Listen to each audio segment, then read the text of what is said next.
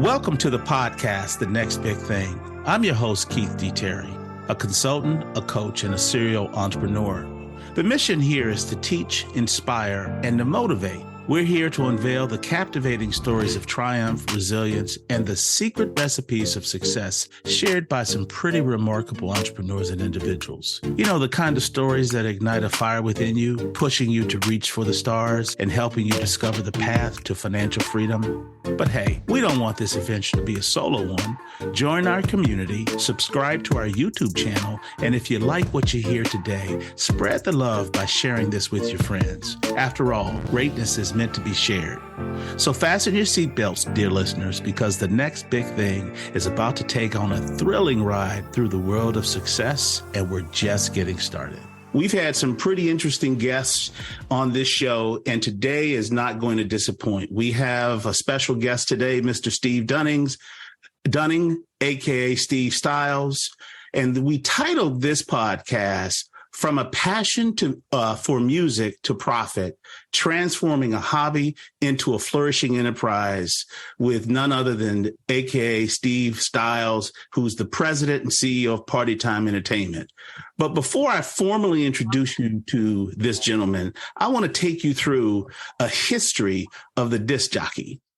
Now, the history of the disc jockey is really a fascinating journey that spans over a century. And I just want you to listen to me for a moment. From the beginnings to the prominent role that they play today in the entertainment industry, there's some key milestones. So let's start with the early radio broadcast. And this is from the 1920s to 30s. The concept of the DJ can be traced back to the early radio broadcasting days, where everybody got in front of the radio because it was the highlight of entertainment in the family home. Radio hosts played pivotal role in selecting music for folks to hear. The term disc jockey originally referred to radio announcers who played phonographic radios on the air. Then we moved to the 40s and 50s, the rise of the nightclub. With the advent of sound systems and amplified music, the role of the DJ expanded beyond radio to nightclubs and dance halls. DJs started playing records at these venues, and their ability to read the crowd and select the tracks to keep people dancing was an integral part of the nightlife. And I must say, I was in a nightclub, not in the 40s and 50s. I ain't that old. Then we moved to the 60s and 70s, the advent of the turntable and techniques. The 60s saw an invention of direct drive turntables, which allowed DJs to more precisely manipulate the music. Then we jumped to the 70s and 80s. This is the hip hop and turntablism era. The emergence of hip hop culture from the Bronx in New York led to an evolution of turntablism, a form where DJs use turntables as instruments to create new sounds and new techniques. Grandmaster Flash is one of them. Then we have the electronic dance music era in the 80s and 90s, witnessed an explosion of the electronic dance venue and rave scene. DJs were all over this. Then we moved to the 2000s, 2010. The 2000s brought further advancement in digital technology, leading to the widespread use of digital music files, computer-generated DJ setups. And then finally, the mainstream era that we have now, and I'll call it mainstream integration and diversification. DJs continue to influence popular music, collaborating with artists from various genres, producing hit tracks. The line between a DJ, live performances, and production blurred as technology allowed for a more interactive performance. Now, I'm not done yet, because a lot of folks don't really know what a DJ does. They might think he just does that, but there's a lot of skill that go into it. And as I was doing my research for this podcast, I just want you to think about what makes a good DJ. There are a couple things I want to throw at you. It takes technical skill. Learning the technical aspects of DJing, like beat matching, mixing, using equipment, software, takes time and practice. You got to have a music knowledge. DJs need a solid understanding of music genre, trends, songs. You know, you got a lot of folks that could be a DJ at any genre across. Then you need audience engagement. Just can't be, you have to read and connect with the audience. Their ability to gauge it, the energy of the crowd and adjust their music accordingly takes experience. They have to perform under pressure. And this was something that was interesting for me, but playing in front of a live audience, especially at larger events, is a high pressure situation because you have to deliver the expected energy. It takes creativity. Crafting a unique and memorable set takes skill. And then we get to a couple more and I'll be done. Equipment and software. As you can see, if you can see Steve right now, he's sitting in front of his equipment. This is not an inexpensive business, and you have to build a brand. It takes time, commitment, and there is competition and continuous learning.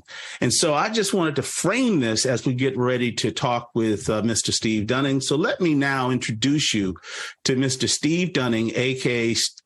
Steve DJ Styles. DJing since the age of 15, Steve lives and breathes sharing his passion for music in the best way he knows how, bringing the party wherever he goes. From an early in his career, Steve has been striving to be more than just a DJ and to do his part to expand the industry in whatever he can. When he's not at his mixer setting the vibe for a special event, he's using his free time to train, to teach, to share knowledge, and to keep helping other individuals to hone their skills. Hosting monthly mix sessions, and Steve, I'd love to hear more about that. He's keeping these new folks coming in. But I want to end you with this. His motto, I think, is killer. Steve is so passionate about every event that he does that his motto is every event is a Super Bowl and timing is everything. Welcome to the show, Steve Dunning. How you doing?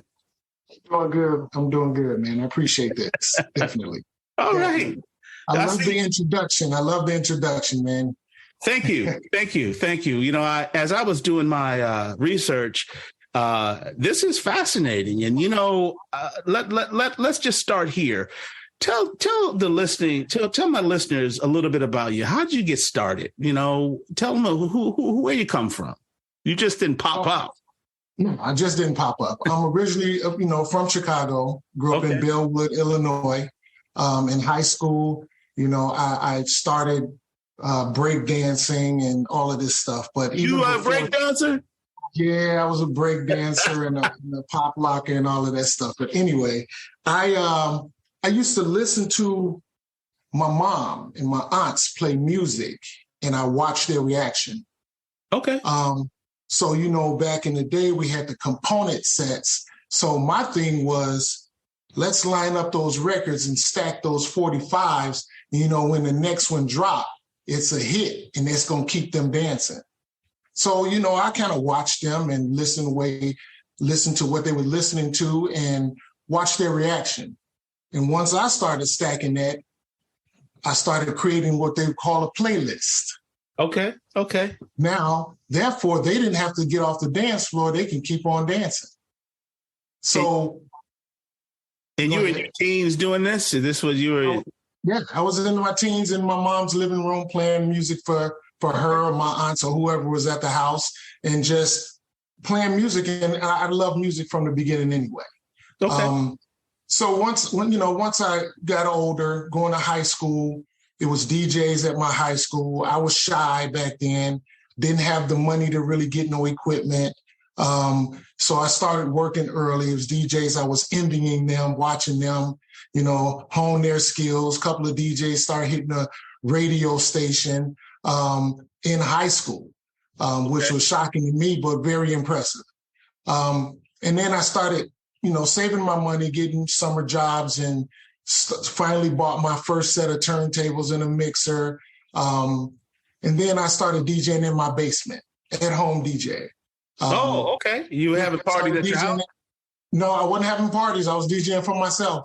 Okay. My brother and I, we started DJing for ourselves. So, and maybe a couple of friends. That was about it. Okay. I didn't have any parties. However, my first party was in a high school friend of mine in their basement. And literally, I didn't have any table to set my equipment on. Okay. So I literally used their coffee table and I was down on my knees DJing at their party. Wow. Yeah. So, I did it. At the time, I didn't have many records, but, over time, you collect those records and just, build from there. Okay. And so when did you start Party Time Entertainment? I started Party Time Entertainment in August of 2008. 2008. Before that, probably 5 years before that, I was working for another company. And I started working at the different clubs and also at the government installations, military. Okay. Because I was in the Navy. I did 20 years in the Navy. So everywhere I traveled, all right. Yeah, everywhere I traveled, I DJ'd. So once I started working for them, I realized that, hey, on the side, I was doing private events myself. I started building my brand, doing private events. And once I started, they started falling off. Okay. The general manager of that facility came to me and said, hey, we're not happy with their services, but we love you. And they were a bigger company, and they was located in Texas. Gotcha. They had several contracts. And what I was at the time is their area talent coordinator. Okay. So I would coordinate the local talent and then build the venue theme nights from there.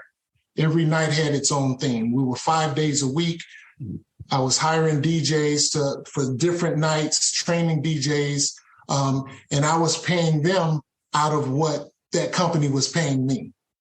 Wow. So I started doing that, and I realized basically I'm running my own company now. Yeah. So once the general manager came to me and said, hey, we like you. We don't want them anymore. So we want to keep you. So you need to put a bid in for the contract. So I did all of that, put the bid in for the contract. However, at the time I had a non-compete clause. Okay. So I had to get out of that. Met with the owner. We had lunch, got out of the non-compete clause. And then I ended up winning the contract. And that was in August of 2008. And I've been rocking that ever since. There you go. I still have that government contract to this day. And throughout the years, I just hired, trained DJs, gave guys a chance who they've been sticking with me ever since. And along with that, doing corporate events, weddings, private parties, Gotcha. Things like that, clubs and stuff like that. So staying busy. So Steve, should I call you Steve or should I call you DJ Styles? Call me Steve. Come on, man. Call me Steve. I answer to them all. That's okay. Call me Steve. So I'm interested. Since you have this global perspective, would you say that since you DJ'd in many countries around the world, which I don't think your competition has done, I don't know, has that given you a leg up? To talk a little bit about has the music scene back then changed in different ports or different countries based on your experience? It has. I DJ'd and guest DJ'd. I mean, I would go to, in the military, go to Japan and, we go to a club and I'd be like, hey, can I get on? Are you serious? Yeah, they'll give me like 30 minutes or whatever. That's about it. Because again, I'm only there for a day or two or whatever. Okay. So I'll just go to the DJ booth. Hey, can I get on? They may let me on for a little while. Sometimes they'll say no. Okay. Most DJs will say no because they don't want you touching their equipment. One. Gotcha. Two, they don't want you being better than them. And then people want you to stay on versus them. So, a lot of times if people let me on, they let me on, being overseas and stuff like that. But being in the military, everywhere you go, you have command functions, you have retirement parties, you have company command picnics, you have people getting married all the time. Yeah. Having get-togethers at their house and things like that. So they all needed a DJ. Okay. So I'm interested here now. And so when I read to the audience the qualities that go into making a DJ, the technical components of it, how do you stay abreast of the different trends that are happening? Because music is always changing. And I would assume you don't do one ethnic group. You do a whole slew of different events. Can you talk a little bit about that? Absolutely. When I was in California, I was stationed in California. I had got back into DJing hard, just going hard, getting equipment and stuff like that. I was presented, this guy wanted me to do his wedding. Okay. I went to meet him and his bride, his fiance, and sit down and go over a playlist and songs that they want during their wedding. I realized then that I wasn't ready. Because almost every song that they requested, I had never heard of and I didn't have. Wow. So back then I went by a friend of mine, Kevin Rogers, a good friend of mine, he's still in California, gave me the name DJ Chief Rocker. DJ Chief Rocker. Okay. Chief Rocker. That's what he gave me.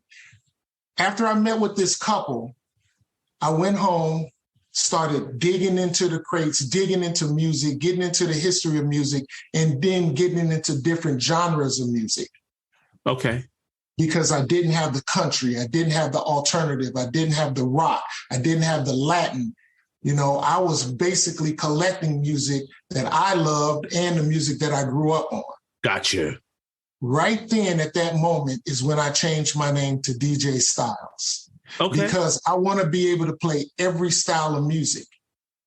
I don't want to turn down an event because I'm not prepared. Okay.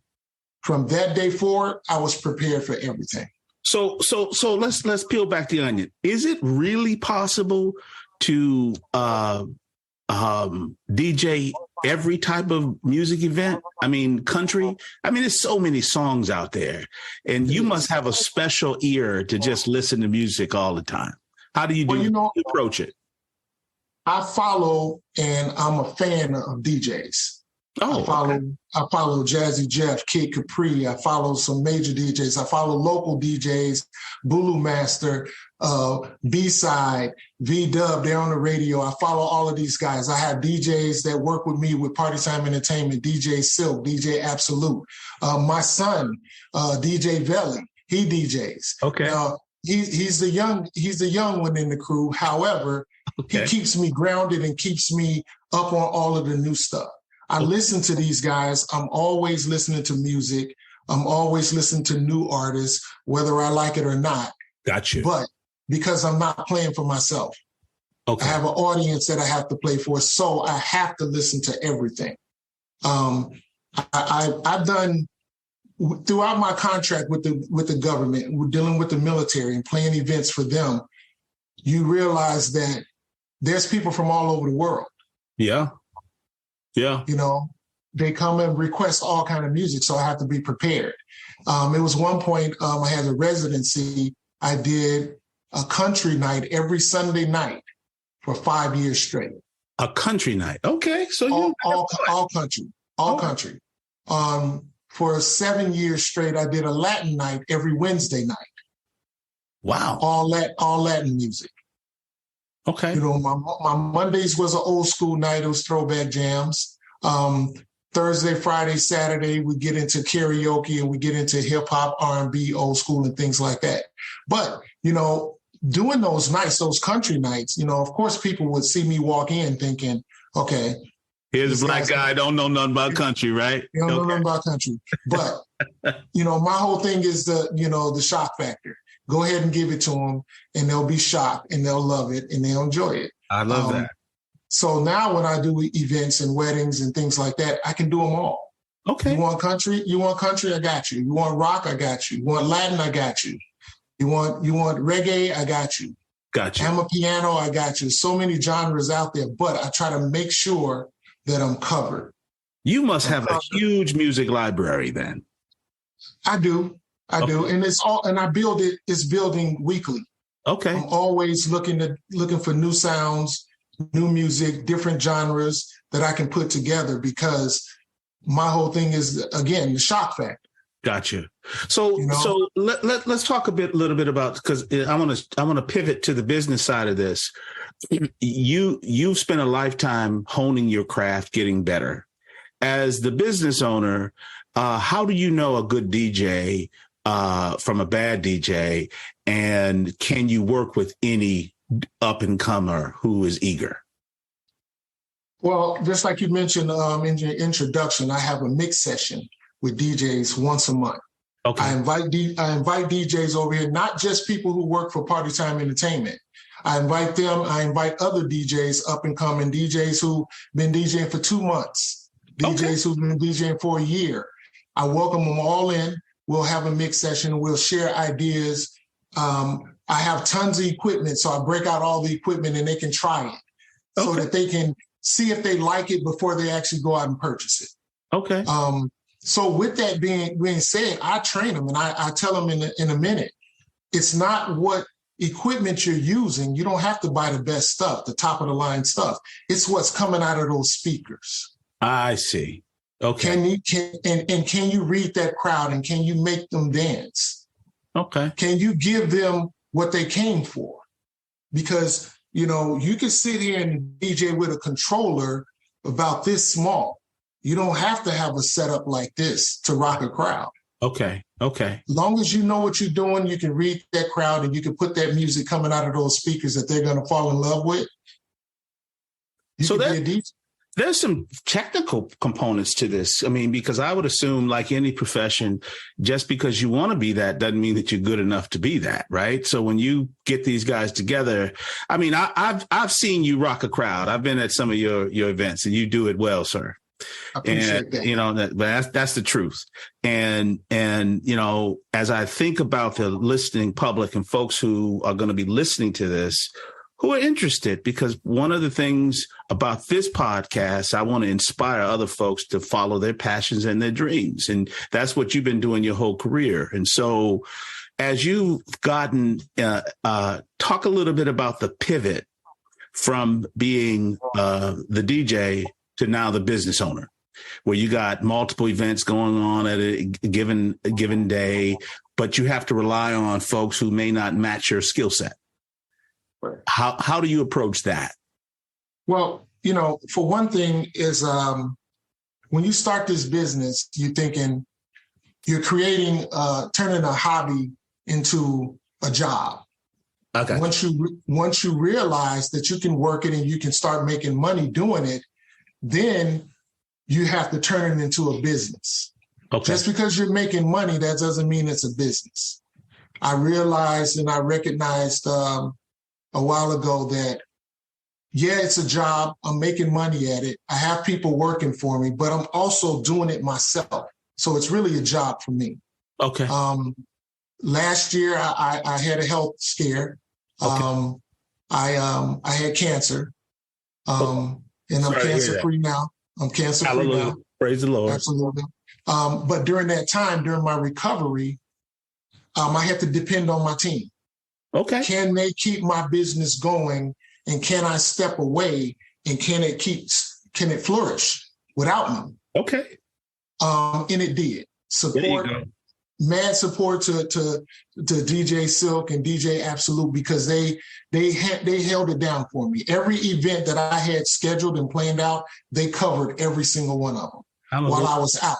So then I realized, I can literally step away and just make sure I get the contracts and make sure I do the paperwork and make sure I take care of things and it can run. So then it really is a business. There you go. I love that. Yeah. I love that. Then it really is a business. Now, what I realize also is, everybody can't do this, because if you don't love music, if you don't love people, you don't want to be in front of the people, you don't want to connect with people, you don't want to talk to people, because it takes those skills in order to be a good DJ. Because you can have my entire music library. That doesn't mean you're going to be a good DJ. That doesn't mean that you're going to connect with the people. We can play the exact same songs, but everybody's going to play them different. Are you serious? Well, wait. It's the song. So you mean the song? So the DJ is the difference maker. I love that. Absolutely. I can set up a song totally different than the next DJ. He could start a song at the very beginning of the song where I might find the break, the chorus, and bring it in there. So the setup is totally different. And the way that you play to your crowd is going to be totally different.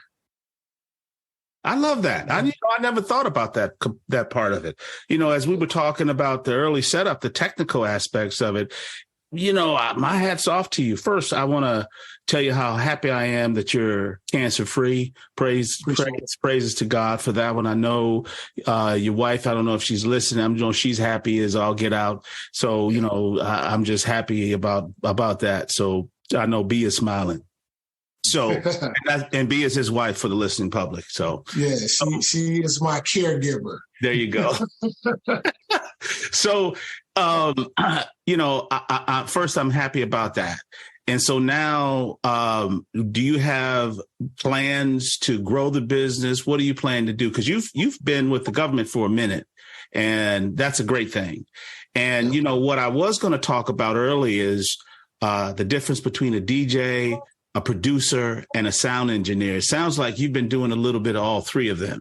And folks may not know what a producer is. A producer is someone who helps to create the song with the artist. And the sound engineer is the person that records it using the technical aspects of it. So earlier that you said, Steve, that you put these venues together. And so you're kind of like this master craftsman.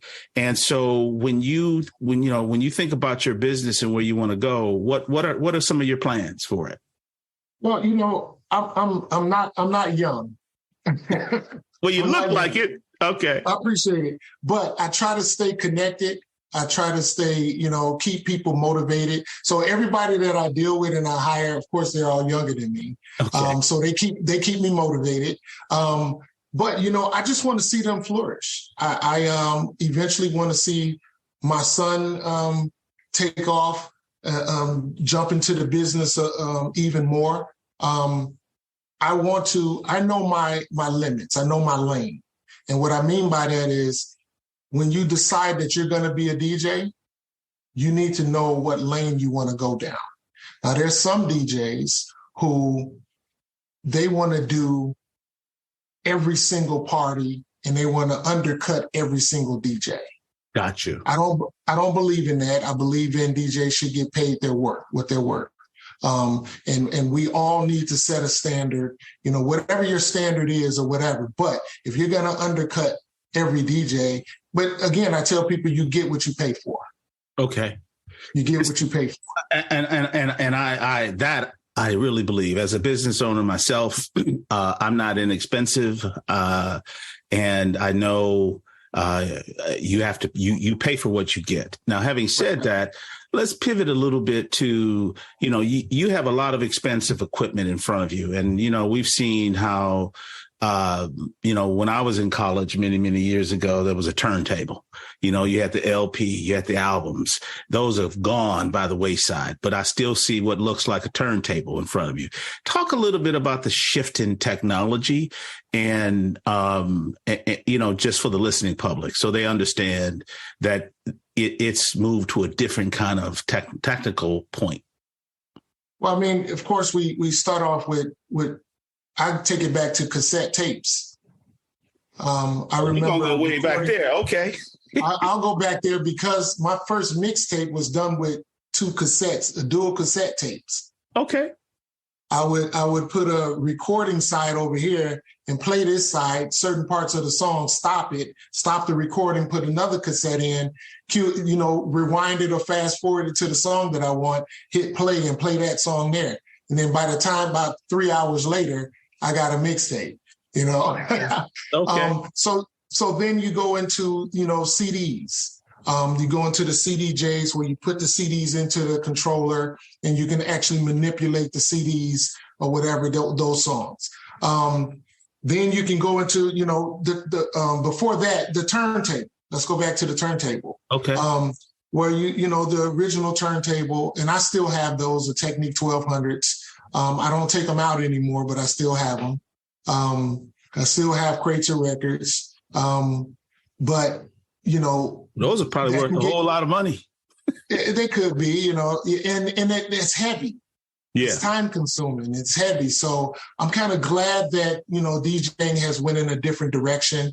Now we have controllers all-in-one controllers where everything is digital now. So you have your digital files on your laptop, and everything, your controllers, you can manipulate the music just by your controllers that's on your laptop.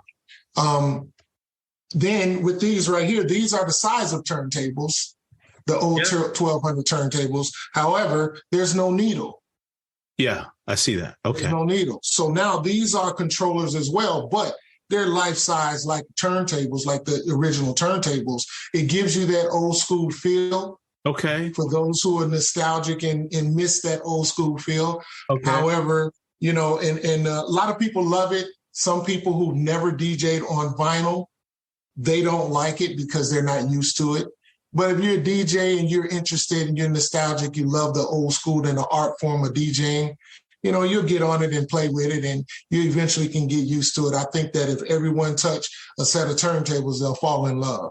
I bet, because, I'm nostalgic because when I see it, I instinctively think about an album being dropped on it, Exactly. But with these, you don't have to change the album. Right. You don't have to change the album. Right. You just load up the next track and you can control it straight from here.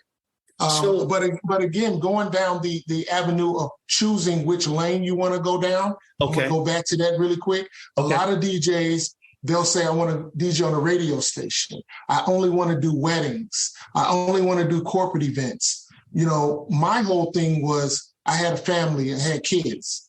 I wanted to spend time with them. Gotcha. So I wanted to be able to pick and choose the type of events I wanted to do. Okay. I want to be able to control my destiny. So therefore, I can go ahead on and let me go down the corporate lane. Let me get contracts. So I'm always looking for longevity. There you go. Something that my DJs don't have to worry about. We're on schedule every single month, all month long. Okay. And there's a lot of money to be made in this era and in entertainment. So I appreciate you talking about about staying in your lane, because now I understand it. And I hope those folks that are listening understand it too. So let's pull back the curtain. Can you talk a little bit can you share a behind the scenes story that might be memorable, whether it's good or bad? I'm sure you're not going to talk about too many bad things, but have you been surprised? I'm sure you've seen a whole lot when, you're at a party, there's all kind of stuff happening. So you want to share a couple of memorable moments? Yeah, I can do that. I have a few, like you said, it's a few really bad ones and there's some good ones. One of the things that I'm guilty of is when I go to parties and I listen to other DJs, I tend to critique them. In my mind, I tend to critique them because I'm a fan. I'm a fan of the art. Okay. So I critique them. I'm always thinking like, okay, why did they play this song? But, it could have been a request or whatever the case is. But I always understand that someone hired them and they hired them to play at their event or at this club or whatever the case is. So I'll listen to them, and I hear some people that I know that are beginners that probably wasn't ready, but they may have convinced them that, hey, I'm ready to go. And I've had people come up to me and say, you should be doing this, but I wasn't hired to do it. Gotcha. And I feel bad for the bride or whomever hired them, and I also feel bad for the DJ because he or she put himself in a position that he wasn't really ready for. Okay. So I've seen that. I've seen where DJs expected to get paid at some venues and they didn't. Things weren't going their way, so they literally unplug. Oh, everything. no, that's a kiss of death there. It's a kiss of death, and they walk out and leave. Wow. That's not a good look. They don't secure the contract or payment prior to the event, and then things go left. So I've seen that. I've seen DJs play unedited versions at kids' part of music, at kids' parties, weddings, where, grandma, the little kids are not really a fan of that music. So, I make sure that that most events I have edited music for every song. so to make sure that nobody is offended or anything like that. So it's I've seen DJs get jealous of other DJs, but it's enough business out here for everyone. Yeah, I would say so. It really is. So when you look boy, so many different avenues, and I don't want to run out of time here. So in what advice would you give up and coming DJs who are interested in entering the space? Just, if you love it, just keep working at it. Just keep playing music and realize that the business aspect of it don't stop. When the music is shut off, when the music is off, your laptop is still open. You're organizing music. You're listening to songs, new songs that's coming out, up and coming. Where can you put them in your playlist? Gotcha. You're working on contracts. You're working on invoices. You're working on scheduling and things like that. So the business aspect of it, as soon as you shut down the music, that's when the real work really starts. Okay. You have to, in order to get contracts and get gigs, you definitely have to turn off that music and go to work. Gotcha. Be a people person, be able to get out there and talk to people and network with other DJs and other venues, general managers of those venues, just to get those gigs and have them believe in you. I have several DJs that came up in this business. They work with me and they have been DJing at venues for years now, venues that I would have never thought of going into, but me giving them that encouragement, them going out there just talking to people and realizing, hey, you guys can increase your business if you just had some live music here. Gotcha. Gotcha. Let me come in and show you what I can bring. Gotcha. And from that point on, that manager, that owner of that bar or club, they realize, whoa, you're right. Okay. I love hearing that. Okay. Yeah. Look at the businessman you are. You expanded that. I love that. And we would play some music here, but I'm not so sure it's going to come through. So let me ask this. AI is projected to tap every aspect of life. I have my own viewpoints on it, but I'm not the expert you are. And especially when I hear how you, and I've seen you tap the energy of a crowd to keep it at a high level. What do you think the impact of AI is going to be in your space? Well, AI is here and it's here to stay. Okay. So as far as a DJ's perspective, the way I look at it is AI can't take the gigs that I have because I engage with people. I don't think they're able to do that. AI can't look at a crowd and say, hey, this song is going to need to be played now. This announcement needs to be made now. I see somebody altercation. AI can't see that.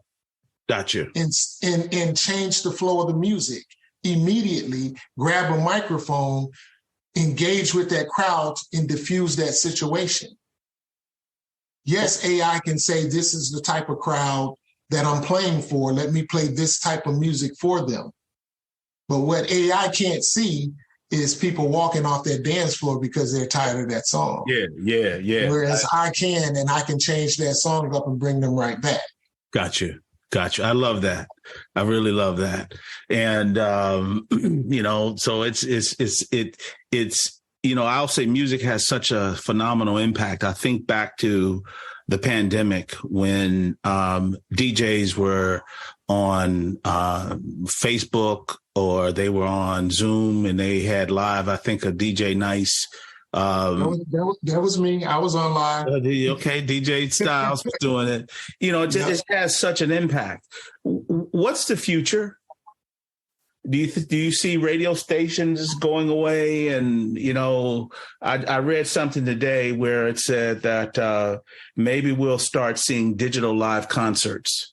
And I thought, interesting. Where I thought they were talking about T-Pain. T-Pain was going to do a concert, and as opposed to going to the United Center, you would go to your computer and see him live. Now I don't know if that works, but what do you see as the future of the DJ? Well, I mean, that could possibly happen. I mean, there's times where I went to a concert and I realized I could have seen this from my house and been just as satisfied.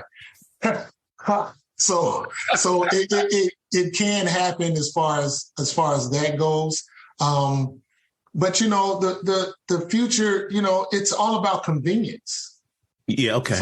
It's gonna go into us all about convenience, and what if they're gonna create it. Some people may do it, or some people may say, no, I'd rather see it live.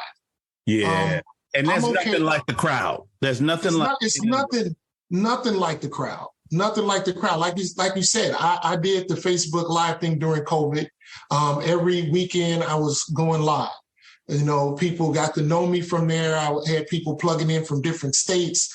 Old Navy buddies of mine started joining. Started DJing from that because, they realized, hey, I don't have nothing else to do. Let me get into this. I love it. At least I think I do. And they jump into it. Had a good friend of mine, Michael Broomfield, DJ Broom from Colorado. Okay. He jumped into it. He jumped into DJing from me DJing live on during the COVID on Facebook. So it's, doing a concert or doing it all online. There's DJs that DJ live online right now on Twitch, YouTube, and I follow all of those guys because, again, I love the art form and I like to support them as well. Got it. So, doing events live, I've seen them in the DJ world try that, to do it live. But again, you can't read that crowd. Okay. Now, is there a genre, and I don't mean to put you on the spot here, is there a genre that you don't like? No. Okay. You can appreciate it all. I appreciate it all because there's room and there's people who love every type of music, from heavy metal to rock, alternative, country, Latin, amapiano, reggae, house music, hip hop, R&B. There's people who love all of that. Okay. So who am I to say, well, I'm not going to play that or I don't like it? Because they like it for a reason. So it's up to me as a DJ to find even a little bit of it that I'm interested in enough to be able to be creative with it and still give them that satisfaction. Got you. And, kudos to you for, growing your business to such that you could step away for a moment and it could still thrive, which says a lot about you as a businessman.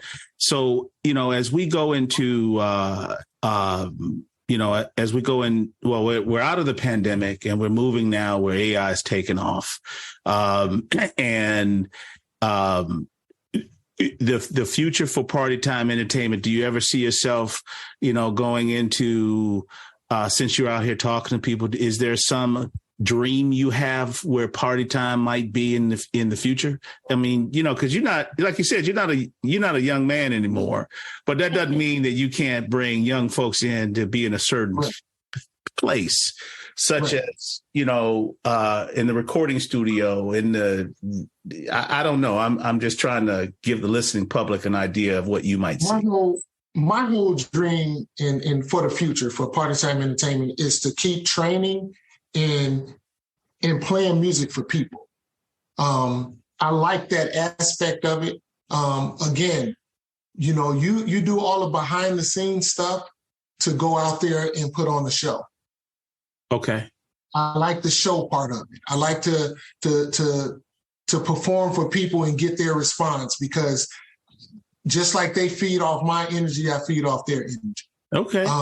Even if I'm not doing it, I like to see other DJs doing it. I like to train them and build them up to a point where they're doing it.